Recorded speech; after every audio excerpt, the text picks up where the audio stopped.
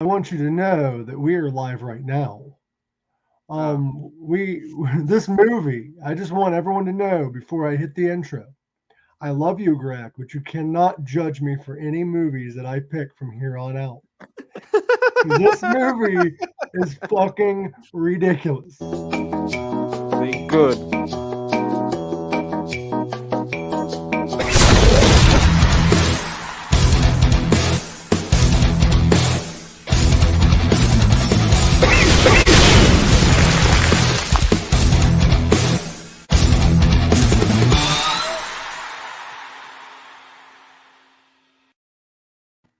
So, Gorak, before we jump into this, Yeah. I have made a discovery upon watching this movie. Did you know that this movie started off as a joke? Yes and no. You remember Grindhouse? Yeah. They make like fake horror movie commercials and shit sometimes. Yeah. This movie was one of them. And then made into a full-length movie. Yep. In 2010, it was a it was a little trailer, and now it's look at it. It's real. It's an actual. It Yeah. grew up. I'm pretty sure Alice Cooper put this on his movies to watch during a pandemic. One of the best movies of all time. This movie is a relic, but the thing is, it's kind of weird because it was released in 2017. It looks like more of a movie that would have been released in the early 2000s, in my opinion. Yeah, I was gonna say that too, because the way how it was filmed, Mhm. and with all the like the the effects in the whole movie, it looks like an early 2000 movie. But yeah, It looks like it was released around the same time as Evil Bong, another movie that we reviewed. It does. or maybe like late 90s. Yeah. Yeah, So, question though, let's see if you can guess this. How much do you think this movie cost the director to make? movie cost. What do you think the budget was? For that velociraptor suit and everything. Everything. Yep. Actors, everything. I don't know, hey. That was a Shit. high quality suit, wasn't it? Yeah, dude, that's like watching Barney or something. I don't know. It'll be over 30 grand, maybe. I don't know. Yep. 200,000. It was $35 to $45,000 is what this movie cost. Holy shit. And look at it. It's a masterpiece. They saved money. Yeah. That's why it's like one of the I think it's one of the by far the best B-graded horror movie I've watched in a while. You want to know something hilarious that I discovered about that costume, the Velociraptor costume? Yeah. During the DVD commentary, yes, there is DVD commentary if you buy the DVD version. Yeah. The Velociraptor costume actually that was used in the film was in the director and writer's basement for years because it was Oh shit. originally made for a high school play, but the school deemed it as too violent to be used during the play. Oh, come on now. I'm just gonna do some cool trivia and then we'll jump into the movie. Yeah, that's Uh, cool. Frankie Mermaid. There's a scene in the movie that's Carol's pimp, which we will jump into who all these people are while we talk about the movie. But he screams profanity at people in the street. Yeah. During that scene, though, the actor was unaware that a school had just let out, and the people in the background are actually school children. Oh, nice. I wonder if they got paid for being in it. Not much. If the movie budget was $35,000 to $40,000. I don't even think the movie made 20,000. To be honest with you, I couldn't care shit. It's a good movie. did you know that the police showed up during one of the fight scenes? A real cop. No, the police showed up. According to sources, police actually showed up to find out what was happening the day of the movie's climatic fight was being filmed. Yeah. There, the scene was being shot in a relatively remote area of a park. People passing by could still see the actors in the set. Someone called the police and reported, and I quote, "Ninjas and someone in a short, fat dinosaur costume are running around the park."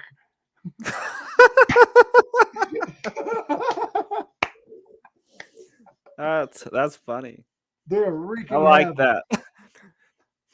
So are you ready to jump in and talk about this movie? Yeah, go for it, man. Right. It's a fucking great movie. Oh, I do have one more fun trivia. This movie has an aged look to it, as you noticed. Aged looked. Yeah, it has kind of an aged look. Looks like an older film, kind of. Yeah, okay. The director, to save money, he got that look by taking the film that he filmed the movie on and put it in an oven at 200 degrees Fahrenheit for 30 minutes. Or 10 minutes, Oh, man. 10 minutes to get that aged look. Damn. Yep. He also had to keep the film in his bathroom, I do believe. Yeah, his bathroom, because that's the only room in the house that had the right temperature to not ruin the film. All right, let's jump We into should this. get this guy on here, man, so we can talk about this. Yeah, let's bring him on here. Let's bring Brendan Steer on the show and talk about this. I'll find him. I'll message every like person with that name on Instagram or on Facebook and see if it's them and see if they want to come on. So do you want to do this show like we have been and do it scene for scene and give our reactions to the ridiculousness that is Velociraptor? Yeah, it's ridiculous.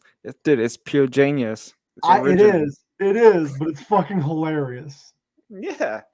You can tell that they didn't have the budget and they tried making it work. If you need proof that this movie is funny and crazy, the opening sequence, the movie starts off by saying rated X by an all Christian jury. Yes. And this movie loves text on the screen. It happens a lot, and we're going to mention that. The first scene of the movie, we see Pastor Doug doing a sermon, and it's really short and sweet. He goes outside and he sees his parents, and they wave at him. And he's like, "Hi, Mom and Dad," because he likes to yell things in order for you to know who people are and what things are. We talk about that too, because it happens a lot in this fucking movie. And then their car explodes. Like you hear it explode. You hear it explode. The effects in that car explosion is hilarious. Yeah, because due to poor budget, we see the text VFX car on fire, which means video effects car on fire. It's like watching a really bad music video. Yeah, you're like, oh, they can't afford the budget. They should have put Ryan Reynolds in this movie as Deadpool. You probably, yeah. And then the most ridiculous death scene. Well, a lot of them are in this movie, but I think the most ridiculous death scene in this movie is when his parents die, because then it cuts over to him and he's like, no, he does like the most uncomfortably long no scream in cinematic history next to Darth Vader in the prequel trilogy. He's like, no! And then we end up seeing him with another priest, which we don't learn his name till later on. He's Pastor James, correct? Is that Pastor James? So, yeah. Yeah. Is that Yeah, it's Pastor James, I do believe. If I'm wrong, we'll talk about that. But we see him crying about the priest, and he's like, my parents died. He gives the least helpful advice ever that anybody could ever give. Yeah. He's like, parents die, that's what they do. Yeah. Like, he doesn't care. He's like, parents die, that's just what they do. And then he told him that that's just God's will. And Doug was like, yeah, but why would he do this? Like, he's questioning his faith. And then the priest is like, you need to get drunk, and he offers him wine. Doug explains to him how he's questioning his faith, which we kind of learned with the way he was talking. And he told him that because of his life has changed. And then the other priest like, well, your life has changed. You should travel. You should try traveling and see how that goes. Yeah. And if God follows you, then it was meant to be, I guess. It's like a love story. Well, Doug, we cut to the next scene, and Doug is traveling through the woods. Now, there's a lot of cutscenes that don't make sense, but you find out through text on the screen or things Doug says to let you know kind of what's going on. Yeah. Which in this scene is hilarious because we see the text China written on the screen. So we learn that he traveled to China. But if you can't read, don't worry because Doug says China. He lets you know that he's in China. There's no reason why he said it. He's by himself. But he just exclaims China. We see a lady running through the woods and she gets hit by an arrow and she falls down a hill and lands in front of Doug. Yeah. Now, Doug is looking at this lady. He's like, what's going on? And she hands him this, like a tooth. It's like a dinosaur tooth. And she explains to him in Chinese, destroy it or it will hunt you forever. But Doug doesn't understand Chinese. Okay, so he has no idea what she's talking about. He's like, I don't know what you're saying, whatever. And then her last words in English is Dragon Warrior, and then she dies. Couldn't you have said all that shit in English to begin with? But whatever. Yes. Now, this movie makes no sense because everyone in this movie understands Chinese except for Doug. And there's ninjas in this movie that speak nothing but Chinese but understand when the actors are speaking English. I don't get that. Whatever. I do love this movie, Greg. I just like tearing shit apart. I know. Doug then sees the hunter that shot her. Doug then backs up and gets cut by this tooth, and then he falls over. Is there anything you want to add to this movie? Yeah, to no, anything that's not yet. Next thing we know, Doug somehow woke up in bed. Now, I don't know how he got there. I don't know who got him out of the woods. You never really get explanations. You just get scenes, pretty much, in this movie. Am I correct? Yep. He randomly wakes up in the bed and he sees the same priest from the sequence earlier. It was explained that what we just saw was a dream to the past. So now he's back home. I don't know what happened. You've seen this movie 1,000 times, so if I'm wrong on anything, let me know. But it was a dream from a trip earlier. We never really find out how he survived or how he even got out of China, but the two shared the most awkward hug in cinema history. These two priests are like hugging while he's on the bed and the priest is standing up. And Doug exclaims that he's hungry and he needs air. And then he ends up going outside and stumbles all over the place. And a homeless man asks him for change. He tells him to go fuck himself like any priest would. And this is when he runs into a prostitute and runs off. Now, this is kind of foreshadowing because this prostitute comes in play later on. Yeah. But now we meet our new friend, the pimp. His name's Frankie Mermaid. Why is his name Frankie Mermaid? I don't know. He's swimming in pussy. That's what he says, not me. Oh. Then he tells the prostitute to go to the park because that's where you find clientele. Yeah. Fast forward, it's nighttime, and Doug is stumbling around these woods again because he loves stumbling in woods. And then you see him freaking out, and he begins transforming, as I would think, anyway, at this moment. And he sees the prostitute from earlier smoking. We see the prostitute from earlier smoking a cigarette, and the guy tries to rob her at gunpoint. Says, "Take me to your pimp." And she's like, "Well, you're going to die. And that makes two of us," he exclaims. And then boom, out of nowhere, a big ass velociraptor murders this fucking guy in front of the prostitute. And this is the first time we see the raptor. Doug then wakes up the next morning in bed. Yep. But he's with the prostitute from earlier, wearing a nightgown, and she introduces herself as Carol. And she's like, "Oh, I never really do. I've never really had that happen before." And he's like, "I've never done this before either." He thinks they had sex. She means she's never seen a guy turn into a velociraptor and kill a fucking dude in broad day in nighttime. Like they're talking about two totally different things. But she said she's scared because it was her first time seeing that. She exclaimed that she's weird, and he explains that he's a virgin. And that's when we find out they didn't even have sex. He turned into a velociraptor, and he's like, "Oh shit! I thought it was a dream." Doug exclaimed. Well, he doesn't believe her. There he is. That's him when he transforms. That's actually from a scene later on in the movie. Yeah, that was when he was around with the other priest or something like that. Yeah, he was around the exorcist and the guy that does the exorcisms and the other priest. Must I say that the effects of his hand turning into a velociraptor is more realistic than him as a velociraptor? Yeah. They should have just stuck with his hands only being a velociraptor. That's really face. But he told the priest, he told the prostitute that, hey, I don't believe you. So she showed him the body out in the woods. But the funny part is he didn't have clothes to wear. So she gave him an orange dress to wear. Yeah. Yeah.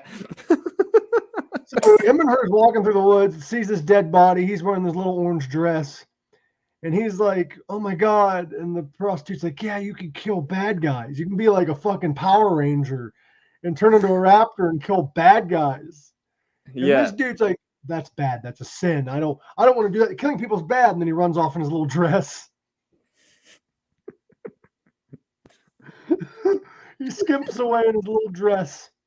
And then he shows up at church late for his confessions, and now he's wearing a priest outfit. He's not doing these confessions in a little dress because Father James would have been really confused.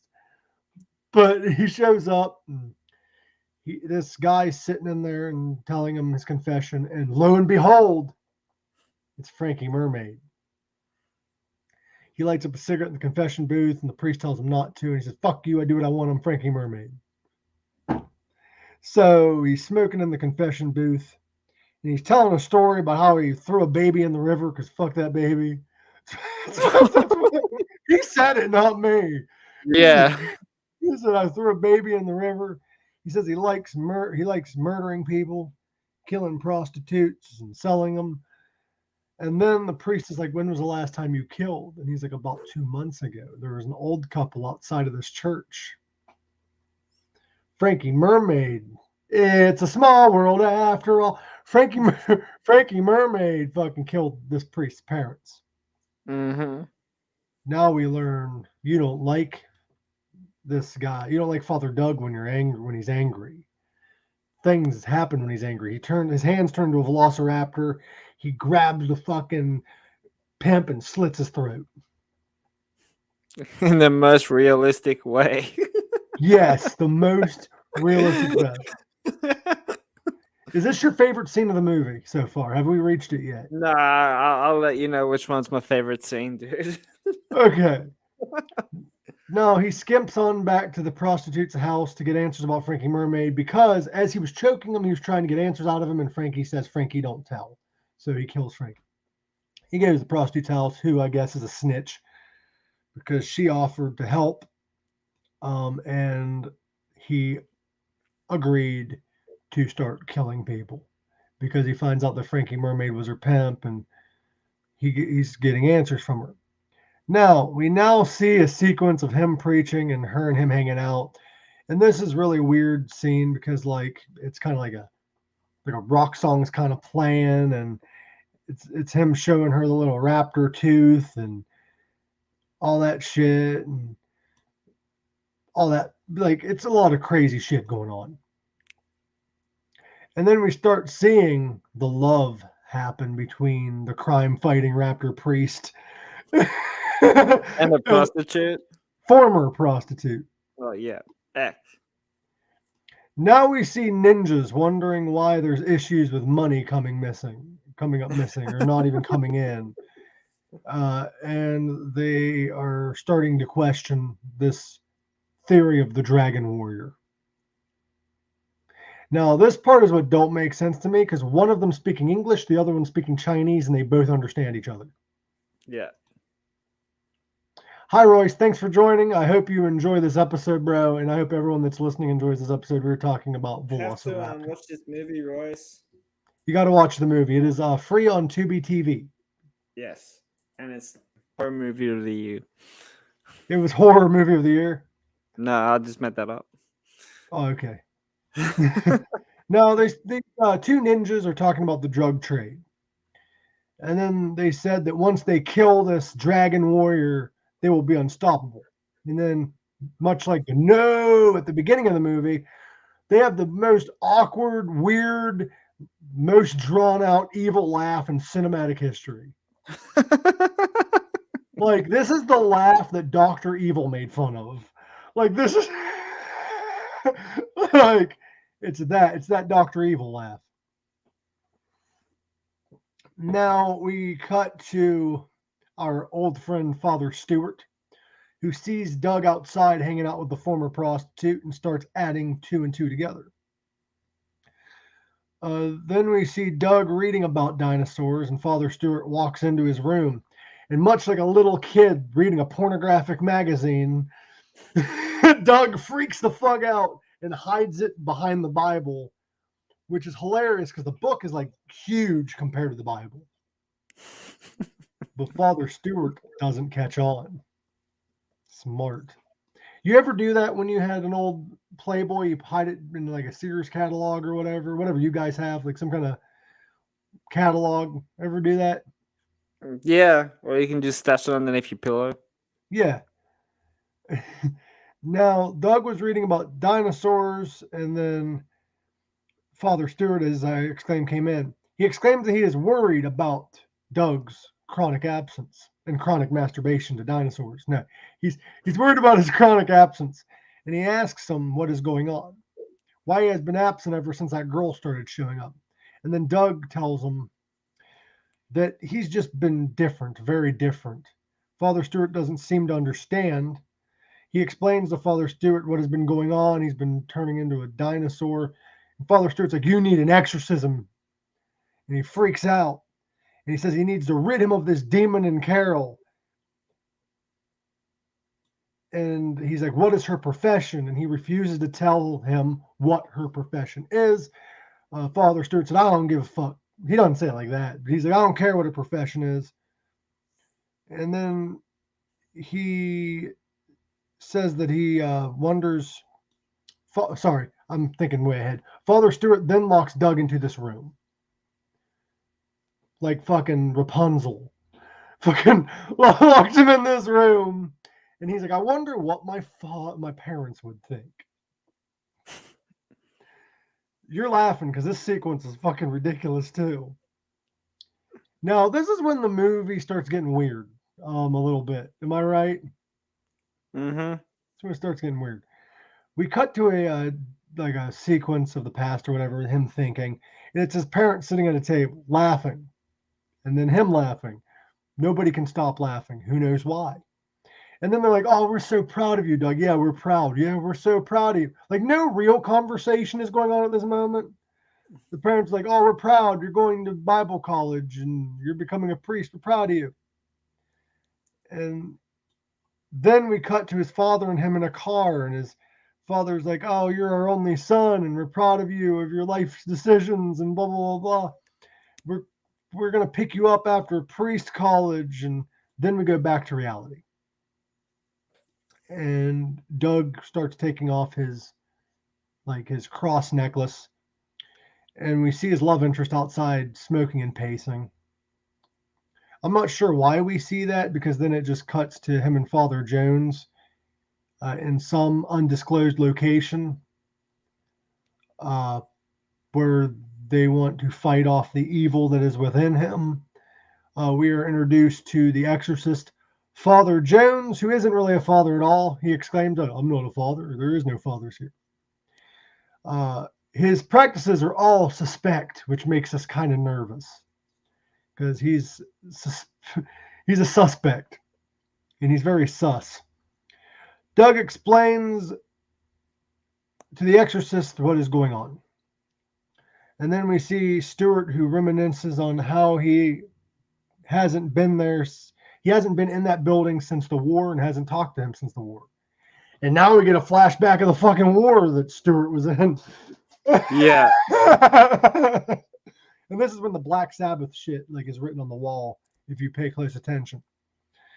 Now, he's talking to a friend of his about his girlfriend and how he wants to settle down after the war. And the kid's like, hey, when you guys have a kid, you should name him after your old wartime buddy, Ali. Ali, the man who went through the war without being shot. A man who went through the war without a single mark on him. A man who, and then he gets shot and killed. And his death was like really, really weird. Yeah, his death was so fucking weird. Yeah. Like he still had the cigarette in his mouth. Yeah. And it was funny because he was bragging about how he's made it through the war without being touched and blah, blah, blah, and then he gets shot and killed. Yeah. Well, Stewart writes a letter to Ollie's parents, breaking the news of the death. And this is where Father James's love interest comes out of nowhere. For whatever reason, I don't know why she's in the war field. I don't know how she got there, which we kind of find out later on how she got there. She starts running towards Father James and steps on a mine and explodes right in front of him. Yeah. Yeah. And Father James is like, and one of the guys in the background was like, why is she here? And they're like, I don't know, probably to start a family.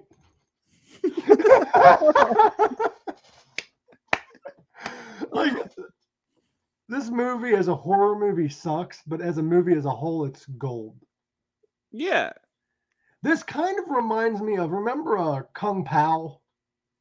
Heard of the name. I don't think I've never seen it. We need to review it because it's kind of like a Kung Fu version of this movie. Yeah, that sounds good. But the two guys in the back are like, there's nothing we can do now. She's too far gone because she's in like a million pieces. That's a really bad joke. It is. Especially when like someone just exploded. Like right in front of their love, and all they can say is there's nothing we can do now, she's too far gone. Maybe she's trying to start a family. Now we see James walking the streets, which is still part of his dream sequence, where he stated that he began working at the clergy at that time. And then it fast forwards to present time, where we see all these lit candles everywhere. And the guy starts humming some weird Latin, I think it is, or Hebrew or something. He starts chanting, and he explains to James the rules of the exorcism. And he's like, how are you feeling, James? He's like, I'm feeling kind of like funny. And he's like, oh, that's normal. And then everything James says is like normal, like nothing crazy's happening yet. And then he says he's starting to feel anxious and like, oh, that's normal. I'm hot. That's normal. And then he says, I'm feeling something deep inside of me. And Doug's like, I'm hungry. I'm like empty. And then his hand transforms into Raptor. He hasn't fully transformed, just his hands. Yeah. And then that's the scene. And he ends up killing James in front of Jones. Yeah. Father James in front of Jones. And he escapes out of there. And Jones gets away unscathed, but he exclaims, now the hounds of hell has been released. What have I done? And then he starts laughing. Doug runs off into the woods where the ninjas come out of nowhere and starts going over the game plans and how to stop them. One of the ninjas is zoned out, and he has a love interest because everybody in this fucking movie has a love interest.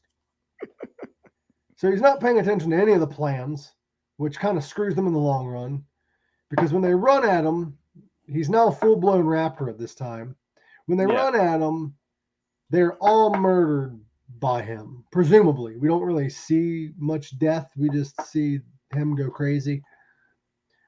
Carol then enters her apartment and sees Doug on the floor covered in newspapers.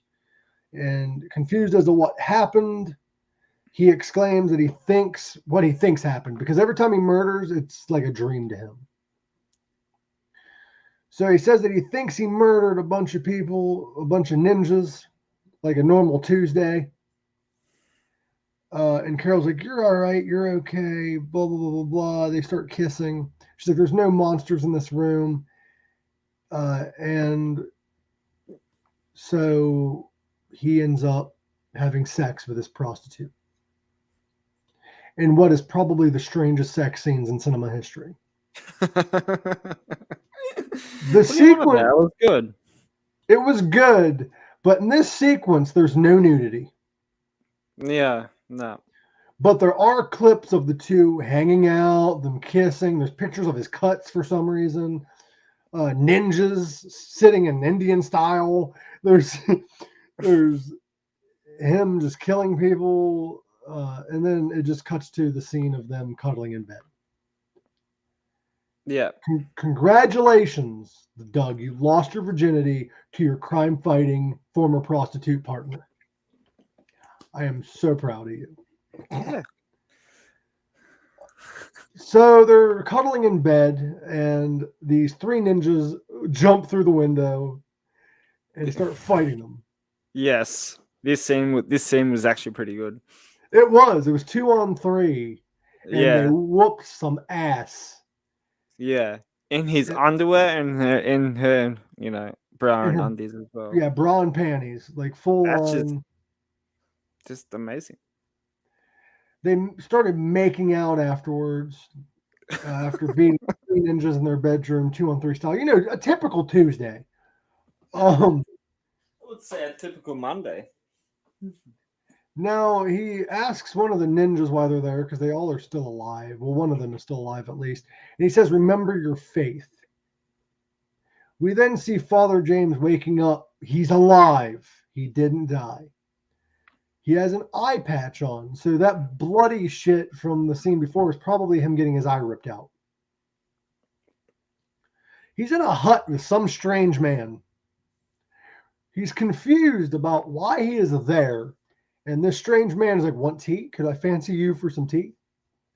And he's like, "Yeah, but like, why am I here?" The guy tells him that he's in a sacred place called, I can't even pronounce it, but St. Artemis Academy or Artemis Academy. And the guy exclaims that he is Father Wai Chang. He's the headmaster of that place. He explains that all the ninjas are warriors who fight for one purpose, which is their betterment. Father James doesn't understand, so Father Wei Chang explains, and I quote, "We destroy infidels and those who get in the way of our loftier goals. These are evils we would give our lives to defeat, particularly the dropping enrollment rate." He then shows him a pile of cocaine that they make themselves that is more potent than cocaine. It's like 10 times stronger. So it'll probably kill you. And he's like, "Why are you doing this?" And he's like, "In the name of religion." He wants to get people addicted to the cocaine and then forcing them to get help in an all-Christian facility, forcing them to convert to Christianity. That is a very intelligent plan. But Father James doesn't think so. He says, Father James. Father James doesn't think so. He thinks it's inhumane and unchristian-like. And he's like, "I will stop you guys from doing this." And then he gets murdered again. He was unmurdered, and then he was murdered. They brought him back to life just to kill him. Could you imagine being unalived and then unalived again? Was it this scene? Oh, no, that scene was weird because that scene was actually in one of his dream sequences, wasn't it? I think so. Like when he's like, all that rock music is playing and they're like doing flashback or flashes to like what he's doing. That's one of the scenes. Oh, okay. No, when Father James is unalived, it's when the ninjas are like stabbing him or whatever. Oh, okay, yeah. Father James is the older guy with the mustache. Yeah. And then one of the ninjas' hands start to burn after killing him for whatever reason. He drops the scroll he was holding and it was on fire. Probably to signify religion or whatever. Probably, yeah. Now we see Doug looking at a cross, exclaiming that the ninja told him to the location of the hideout before he died, even though he didn't. We saw him die. All he said was keep true to your fate. But apparently he told him the location of the hideout. Did I miss something here? Mm-mm. So you're just as confused as I am. Doug then puts on a leather jacket, full Terminator style, and says that he's going to go to the hideout and kick some ninja butt. Then we kind of cut. There's no traveling in the scene. There's just teleportation. Because now we see Doug and Carol surrounded by ninjas outside of the hideout. Yeah. And we find out that one of the ninjas is actually, are you ready for this? This is a better plot twist. This is a better plot twist than Lightyear and fucking Star Wars combined. We find out that none other than, it is a crazy movie, Royce. We find out that none other than Doug's brother is one of the ninjas, one of the main ninjas. Yeah. Long lost brother. And then the parents pretty much never recognized him as their son. So he answered the call of God in a different way than Doug. The two brothers begin to fight after we see a sequence, like a movie sequence of the two parents saying, well, we only have one son, you're our only son. And the son's in the background all upset about it. Yeah. They end up fighting, the two brothers, and then Carol's fighting ninjas like right next to him, like one at a time. Like, they're real awful ninjas because you typically only fight one at a time, get their ass kicked, and then another one comes out. He then exclaims to him that he doesn't want to taint the sword of his ancestors, even though they both have the same parents and their ancestors weren't really sacred to begin with. I don't know. But he said he's going to kill his brother with his own hands. He then fights his brother. Doug somehow has the power of levitation. I don't know if he went to wizardry school of Hogwarts, but he did this thing with his hand, and the sword of his ancestors comes up and lands in his hand. He then kills his brother. I guess the dinosaurs might have had the power of levitation, did they? Yeah. Okay, so I'm not going crazy. The T-Rexes and shit had that power. Good to know. All right, Carol is then now taking on multiple ninjas at once. They got smart. The ninjas finally got smart with their ways. Now, a huge ninja comes out of the hut out of nowhere and slaughters Carol. Where the fuck's Doug? Doug just killed his brother. Doug's standing there doing nothing to help Carol. And Carol gets killed. I guess he's spaced out. But he turns around and realizes what happened. Carol's dying. The ninjas allow him to say goodbye for whatever reason. Like, they're all standing around him crying as he's holding her. Like, real bad ninjas. They could have killed both of them. Oh, but easy. They're both, huh? Easy, Yeah. And Carol explains that he's a good man with a good heart. All the ninjas are crying around him. She believes in him. She believes that she will kill all these ninjas that are crying around her. Ninjas are starting to mourn her death too. Even though they're the ones that fucking killed her. Yeah. Angered by her death, Doug transforms into the velociraptor because he's like the Incredible Hulk. Which any normal person would turn into a velociraptor and avenge their loved one's death. That's love. If that isn't love, I don't want to know what it is. He took on all these ninjas single-handedly. Like that, yes. Like the hunchback of Notre Dinosaur. You reckon that's his head underneath there? I think that's what the hunchback is the head. Do you think the actor that played Doug was in that costume? I reckon it's a stunt double. Yeah, he doesn't do his own stunts. Those are some intense stunts. But yeah, man, he needs to get his back check. Yeah, he has that fucking hump. But he takes on the ninjas in what is probably Greg's favorite scene. No, not yet. Nope, not yet. Nope. Not He yet. then gets hit by an arrow. We see our old nemesis, Father Wei Chang. It causes Doug to turn back human, and he explains to Doug that they discovered the power of the Dragon Stone many years ago, and they used to be overruled by lizard warriors, and they discovered the anti-venom that is in that arrow, and they killed off all of them except for Doug, even though he turned due to a stone. I'm not too sure why. But he tells Doug that he's the last one, and Wei Chang toys with the anti-venom arrow, messing with him. Instead of killing him, he messes with the arrow. Now, Doug exclaims, well, I must be immune because, and he pulls his hand out, and he tears off Wei Chang's head. Yep. That's my favorite part.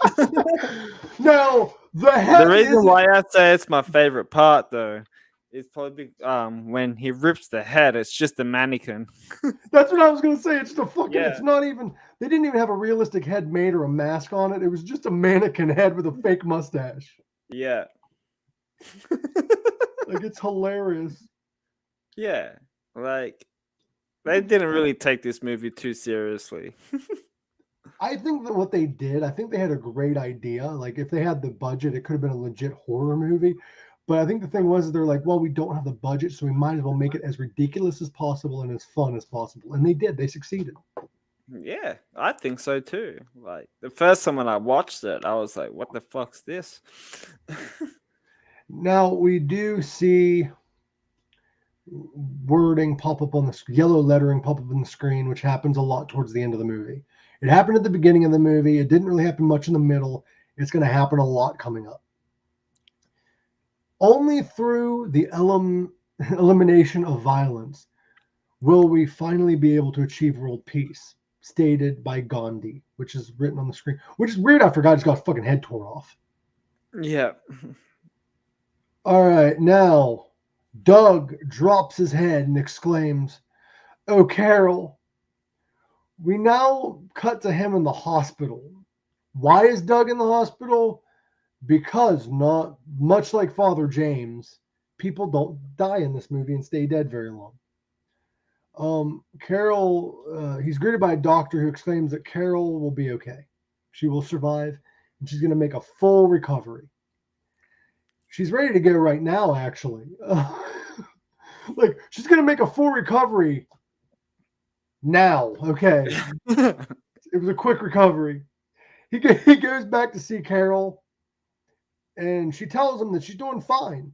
And then yellow lettering, "She's fine," pops up on the screen. Oh my god, that's probably my favorite shit about this movie is like the asinine text. Yeah. Then we kind of cut to a scene where Carol is now out of the hospital. She's looking down a hill and turns around, and there's Doug next to his car, and they're talking, wearing his badass outsider's jacket. And they exclaim that religion doesn't stop here. It's all over the world. Doug says that he resigned from the church and he has a bounty on his head. It's kind of like he exposed the pedophile ring in the Catholic Church. Like, what? Like, you know what I mean? Yeah. But he said that he's retired from it, but he needs to go after all the other sectors, I guess. And he said that he does what he does best. The two make out next to his car, and then there's badass rock music playing, and the camera pans out to the sky, and then this is when the movie ends, which sets up for a possible sequel, which is going to happen. There is going to be a new sequel.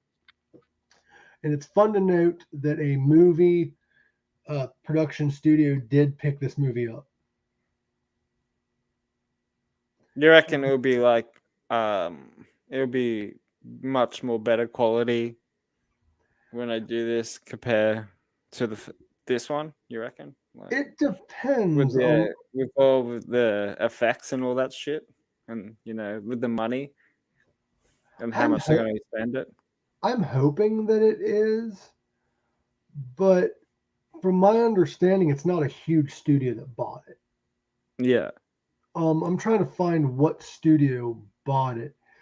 because I thought I read that. Hold on. I'm sorry. I should have been more prepared than this. The main actor that played Carol's pimp, I should say, Frankie Mermaid, actually bought his own costume because he wanted to be in the movie so bad. Nice.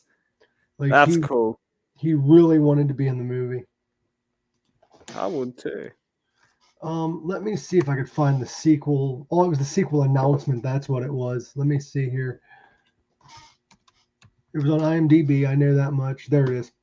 According to IMDb post by Ryan Scott, one of the most enjoyed B movies in recent memory is getting a sequel. The Velociraptor 2 is happening. The original movie, which was shown in 2017, became something of a viral internet sensation last year when the trailer arrived for its DVD/streaming release.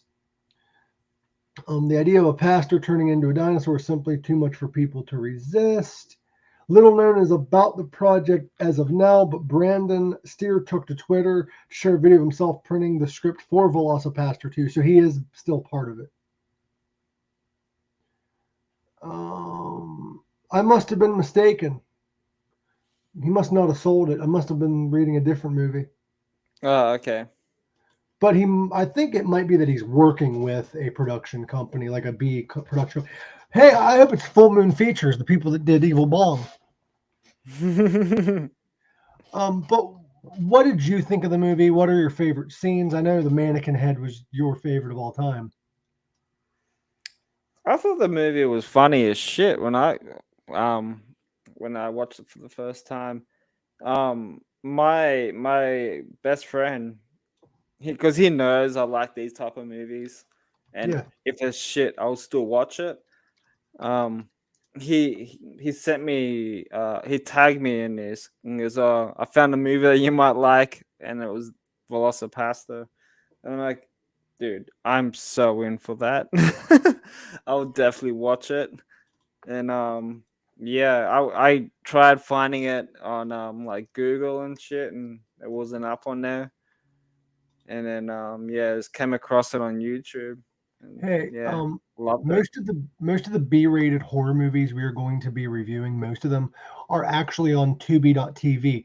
I know you can get it in Australia, but I don't think if you go on Just Watch and try to find it, it will pop up for you because it's not an Australian app.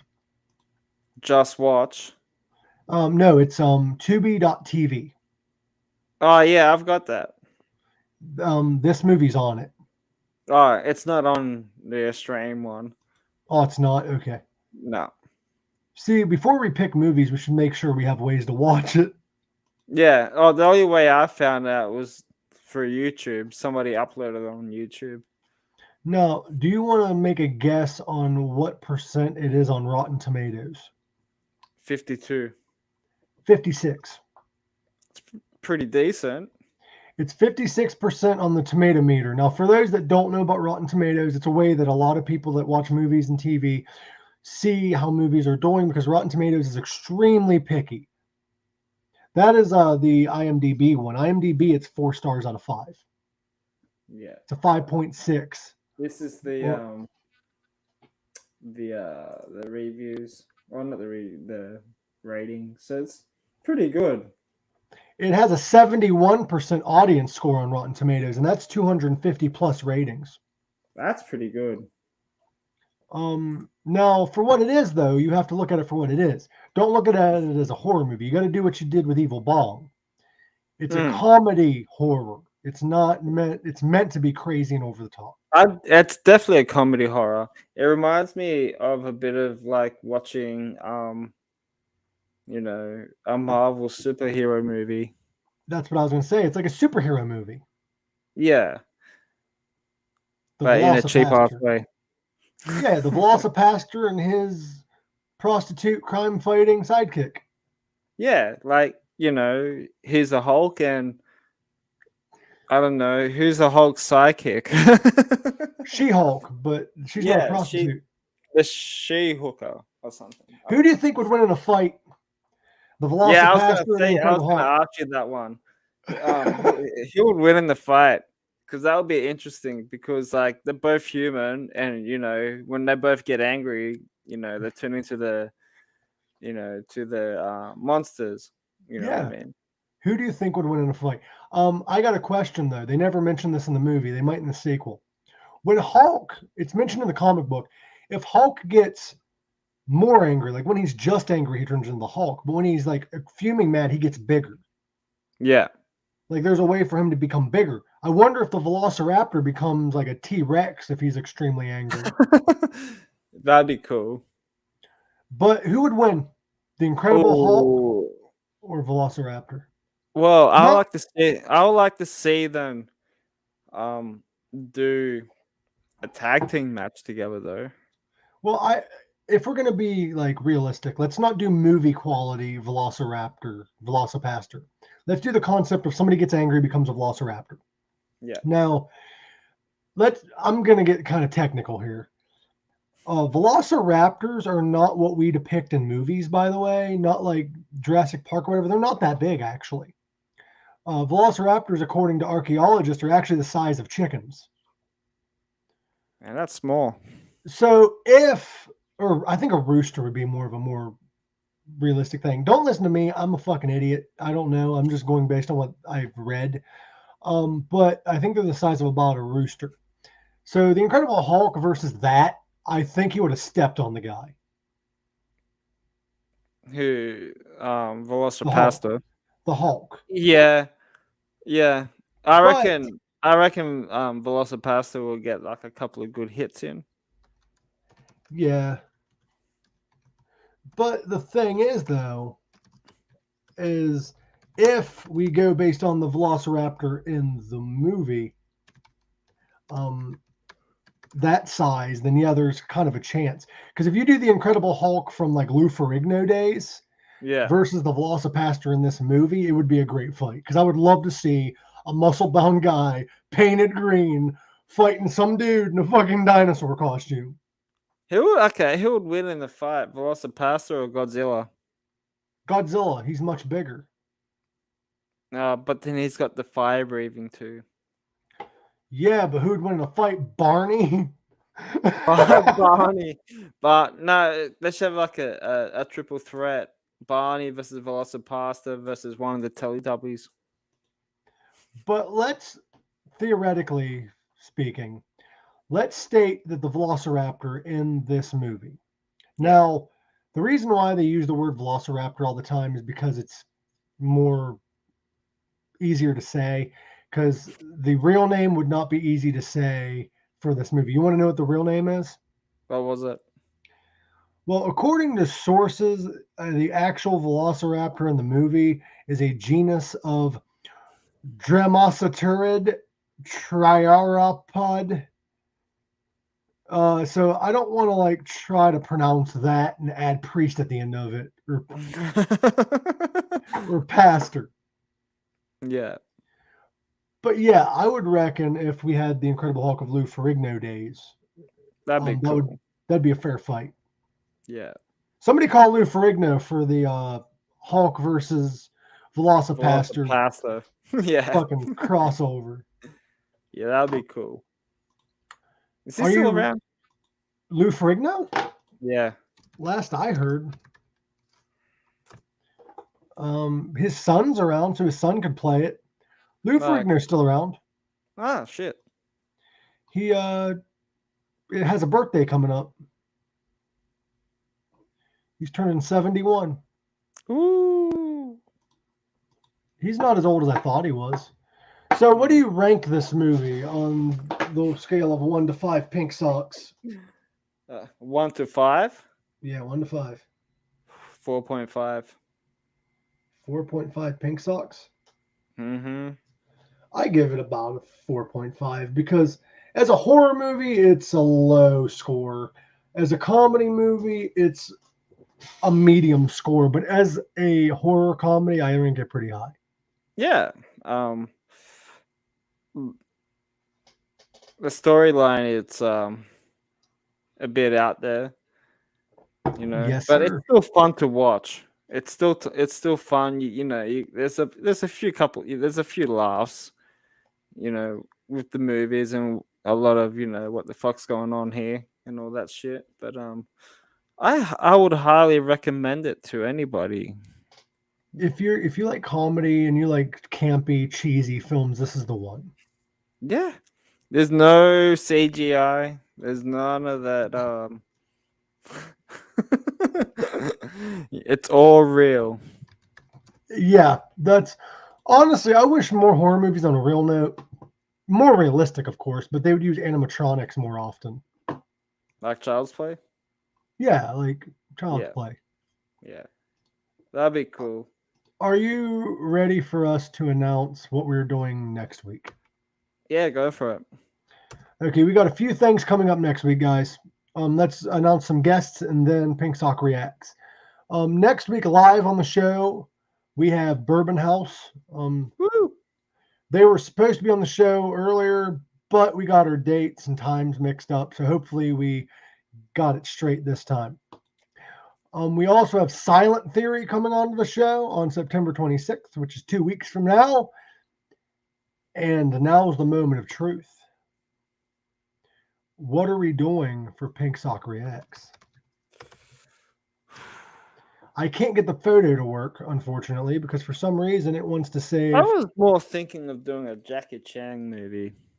I do have one for us to do after we do this one, if you want. Yeah.